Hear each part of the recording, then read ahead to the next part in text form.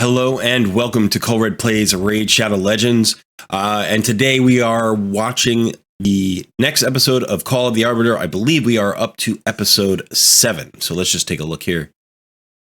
Yes, we just finished the Yizzo episode, episode 6. And so we were up to Newt here at episode 7.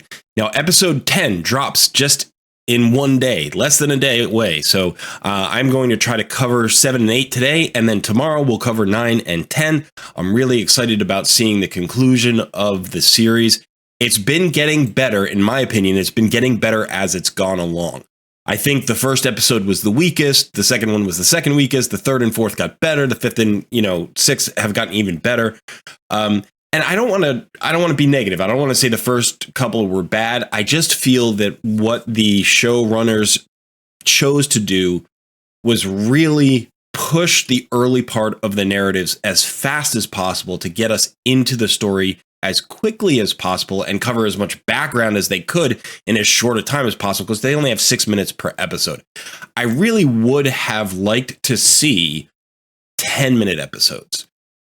I think even that additional 4 minutes would have allowed them to flesh out the stories a little bit better, not rush through some things so much, and not rely so heavily on the audience's just understanding of sort of traditional fantasy themes and conflicts and so on and so forth. So that being said, I'm really enjoying it. I'm really enjoying the episodes. I think the last 2 episodes were fantastic. Actually, I think the last 4 episodes were really fantastic, with a few, minor problems that I've pointed out in previous videos. But all in all, I think the balance has definitely been in a positive one.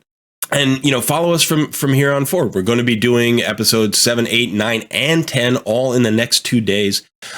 So, yeah, I'm getting excited for the conclusion. And I think the community is pretty excited for the conclusion of Call of the Arbiter. I hope they turn this into a more substantial series. Either that they redo it with, 22-minute episodes like they would do in a standard, series, TV series. Or maybe they do a mini series of 4 1-hour movies or something.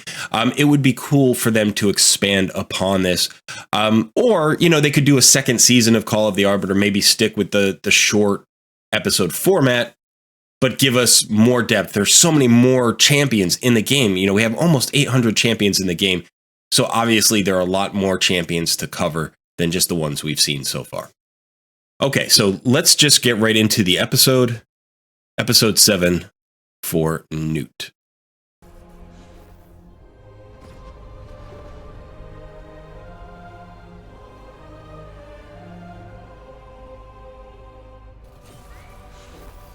Newt, will you answer the call?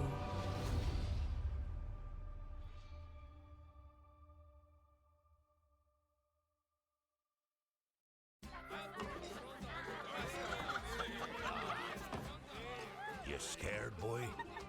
Never. To the fearless Newt! To tomorrow's venture!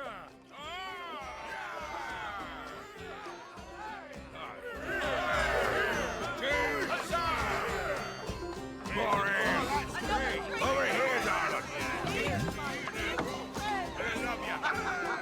I think that was Molly Tankard. And there's another champion. I forget which guy that is.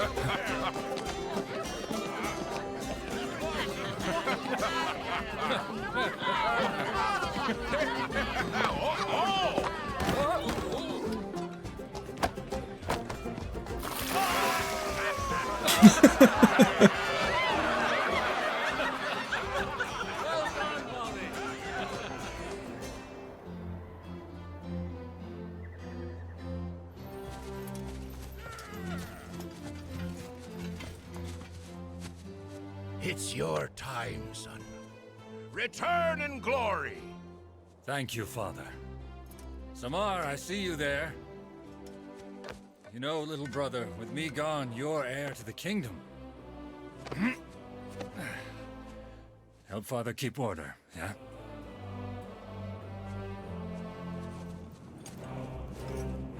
All right, so Newt is also a prince.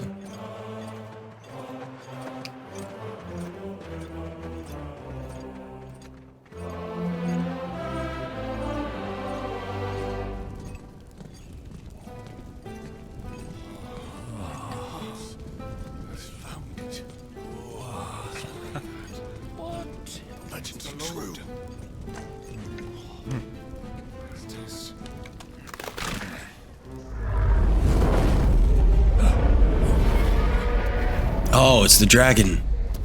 Cool. For the Mountain King!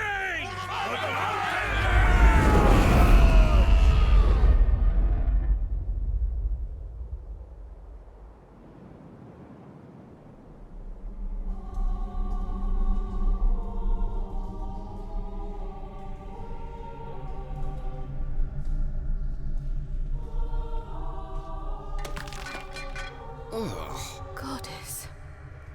What could have done this? Strange magic runs deep in this place.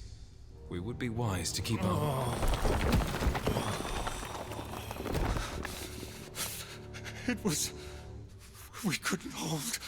Stop the fire. Burning through. It is all right. It is all over now.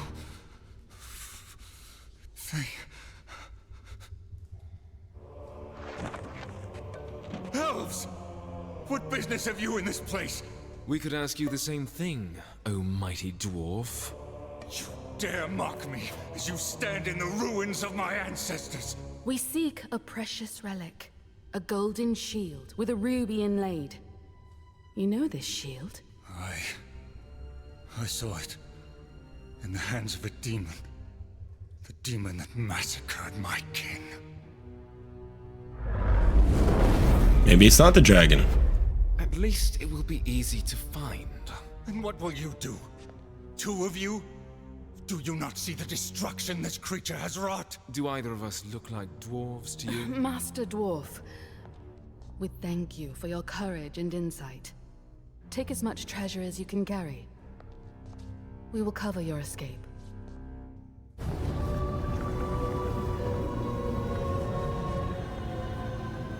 So maybe it's the Fire Knight. Perhaps we scared it off.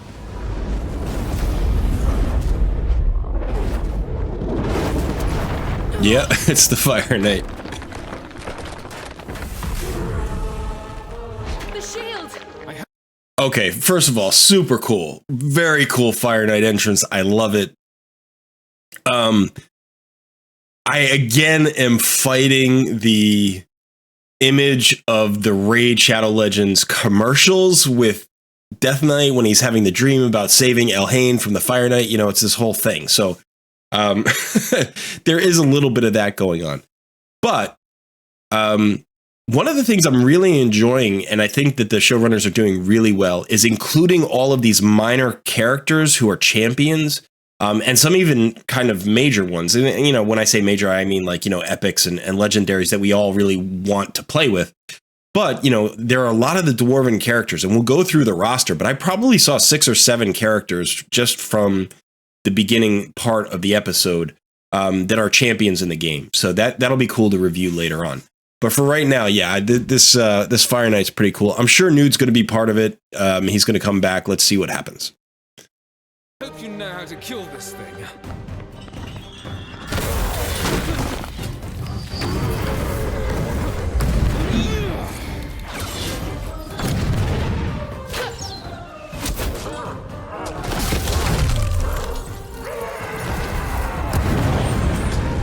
Very cool.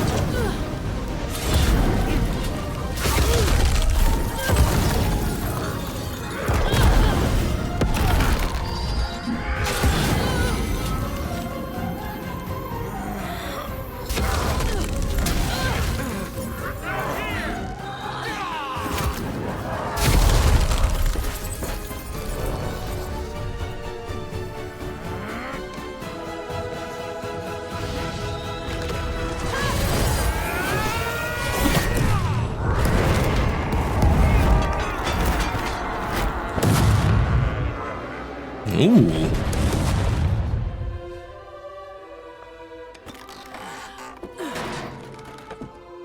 Not bad for a dwarf, wouldn't you say? So, what is it about that shield? It's a long story. Good. You can tell me on the way. Come on now, let's get a move on. I fucking hate dwarves. Okay. That was funny. Dwarves. That's interesting. Kale so far seems to have the most personality. He's a little bit, they said he's not a cynic, but he kind of is, right? He's kind of sarcastic and pessimistic. Maybe he's still a little bit dark elf. Elhain hasn't totally rubbed off on him, but the classic Lord of the Rings, Gimli, Legolas kind of friendship rivalry thing seems to be in full effect here.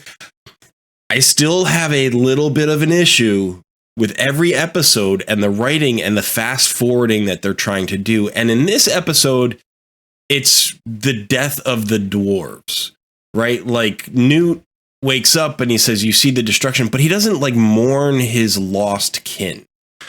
He doesn't have a moment where he's like, this is, these are my people. These are my friends. These are my family. These are the people I was supposed to protect. He doesn't have a moment like that. And even a little moment like that could take, 20 seconds maybe. But it would at least give a little bit more pathos to the story and a little bit more of a emotional journey that he goes on. So you feel like his heroic turn is something more impressive. He's a tough dwarf and he shows up. That's a good story. That's fine. We like dwarves. They're tough and they show up. That's the whole thing. But he should be in pain right now. And he doesn't seem to show enough pain, maybe. That being said, that's me nitpicking. I think this was a very good episode. It was fun. It was a great last line. One of the things that's kind of interesting that the showrunners have chosen to do here is they're not just taking the champions from the game. They're also kind of creating new heroes. Now, I'm sure they did that in conjunction with Plarium because obviously we've gotten Newt as a fusion. We had Artak as a free login reward champion. We're getting Valkanen now, who is going to be in one of the next episodes. There are champions from this series who are coming into the game. So clearly, Plarium planned that out. But I wonder how much of that was, the storyteller saying, hey, we could use a new character here, or should we use an old character here? And Plarium's like, you know what, use it as an opportunity to get people excited about new characters. So I'm glad that they did that. Fun episode. Very cool boss fight. That was definitely the best fight so far in any of the episodes. I think one of the other ones that was kind of cool, I did like the spider boss fight. That was fun. The fight where the 4 starter champions come together was kind of fun. But this is definitely the most visually impressive, where the danger felt real and the sort of the victory was very dramatic. So I definitely enjoyed that. Okay, let's go back to the game. Let's take our little reward there. And I just want to look at the index for the Dwarven characters. There were a ton of Dwarven characters. So first of all, I'm pretty sure we saw, let's see, which was it? Beauregard? No, it must have been Mountain King, right? So the Mountain King is his father, I think. Let's see if that's, yeah, okay. So we do have some lore here. So actually, let's just start here. Let's just start with the Mountain King and see what the story says. The dwarves of Teleria are divided into 2 realms, Gloom Deep Hold and the Sky Iron Dominion. Both call themselves kingdoms, for both are ruled by kings, but that is where most of their similarities end. In Gloom Deep Hold, the Mountain King has absolute power over his territory, both above ground and below it. He bears the weight of ultimate authority in his kingdom, and if disaster strikes his lands, he will be held responsible for any harm his people suffer. It is not a weight one carries lightly, and the pressure can sometimes push the Mountain Kings of Gloom Deep to foolish action. It has already nearly cost the kingdom its royal line. In recent times, King Durin the Avaricious pressured his eldest son, Prince Newt, to embark on a foolish adventure in the hopes that the boy would recover artifacts that could prove the glory of Gloom Deep Hold. It was a journey that would nearly cost the prince his life, all for the sake of competing with the Sky Iron Dominion. Okay, so that gives a little bit more backstory right away to the episode we just saw. This is a foolish endeavor, right? A foolish adventure. But this is, in fact, King Durin, who is the Mountain King. So now we have a name for the Mountain King, but the Mountain King is also the title of the king. So this particular Mountain King that we play in the game is King Durin, and his son is Prince Newt. The Sky Iron Dominion is 10 times the size of Gloomdeep Hold and is not one kingdom, but many. The Dominion is divided into cantons, which stretch both above and below the vales of the Cloud Spire Mountains, and each has its own Sky Iron Mountain King. A Mountain King's authority within their canton is strong, but far from absolute. They compete with guilds, nobles, militia captains, and others. Some groups have legal rights that the king cannot abridge, while others hold tremendous soft power and can compel the king to action or inaction. Then there is the political titan that is the Sky Iron Navy. This and a few other institutions hold seats on the Grand Council of the Dominion, where matters affecting all dwarves in the Cloud Spire Mountains are discussed. If the Navy demand a tax of iron or soldiers, it is all but impossible for the kings to deny them. Some might see this as weakness, rulers bowing to the wishes of their officers. Those who say such things have likely never faced the wrath of a Sky Iron warship. It is because of the Navy's strength that the Mountain Kings do not resent their shared strength, and they bear their titles with pride. Okay, so this is kind of interesting. This is just background into the structure, the political structure of the Dwarven kingdoms, and it does kind of foreshadow maybe this Sky Iron Navy becoming not a faction like within the game, but sort of a sub-faction within the Dwarven faction, that maybe we're going to get more Sky Iron Navy champions, and they'll sort of have a thematic, core that they'll share, and that would be kind of interesting. In fact, there may be already some champions who would fit this mold. We'll have to, check out the champions and see if there are more of these. However different the Sky Iron Dominion and Gloomdeep Hold might be, they both trace their origins to the Under Empire, a unified dwarven realm that once stretched beneath the whole of Teleria. As a result, the armor and weapons of the Mountain Kings across the world are much the same. They speak the same oaths on their coronation. They carry similarly styled enchanted axes, and they wear identical crowns over their brows. In its heyday, the Under Empire united every dwarven holdfast in a vast network, some of which even wound beneath the seas. Most of the Under Empire was lost long ago, but there are some who whisper that one of the lines of Mountain Kings reaches all the way back to the Dwarven emperors of old. If this is true, it means that one king has the blood right of absolute authority over all Dwarven kind. Okay, that is interesting. They're almost setting up a civil war in the Dwarven kingdoms. And who has that right? We don't know who that is. Is that this current Mountain King who's in the game? Will we get additional Mountain Kings? Will we get some other Mountain Kings who have slightly different powers than the Mountain King in the game? I don't know. That might be a little bit too far to go, but at least opens up another line of potential development for Plarium. For now, these ideas remain only rumors. The kinship between the Dwarven realms has been so strong for so long, none have felt any need to unite them under a single banner. But relations between the cantons of the Sky Iron Dominion and the cold fastness of Gloomdeep have strained in recent years, as the two are pulled apart by different alliances, different neighbors, and different beliefs.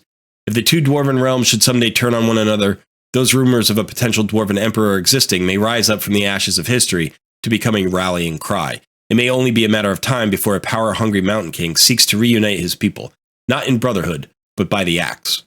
Okay, so yet more development for a potential civil war amongst dwarves. That would be interesting. It's kind of strange because that doesn't take in all of Raid Shadow Legends. That just takes in this one faction, but it could be such a big event. It could be such a broad-reaching event that it affects all of the other kingdoms. So cool. I'm glad we read that lore. Definitely. That gives us a lot of background. Now let's move on to Newt here. Newt was born in an era of envy. His father, Durin, the Mountain King of Gloomdeep Hold, had watched for decades as the wealth and sophistication of foreigners outshine that of his own kingdom. King Durin had visited Gloomdeep's only port, Port Wretched, many times, and on each occasion he found himself more and more incensed at what he found in the markets there. How had the outsiders managed to create such wonders? How were their ships so fine, their clothes so rich, and their magics so clever? Durin's anger wasn't only for the other races who visited Port Wretched. Indeed, the king's greatest envy was for some of his own people.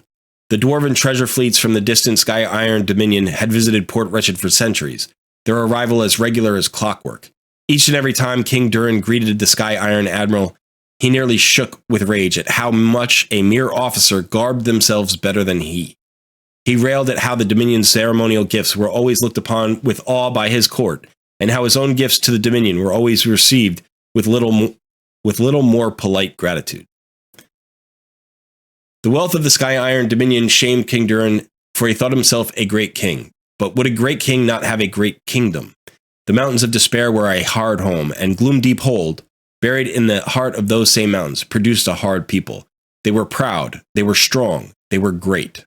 Finally, after half a lifetime of envy and shame, King Durin declared his intention to lay such a mound of opulence at the foot of the next admiral that there could be no doubt that Gloomdeep Hold was the equal of the Sky Iron Dominion. Any dwarf who could find or forge a treasure to match a Sky Iron prize would be hailed as a hero. And all eyes were on Newt to produce the greatest treasure of all. If only Newt had been remotely prepared for such scrutiny. He had spent much of his youth tinkering with whatever whimsy came to mind. First in the forge, then the training yard, then the tavern, then the council chamber.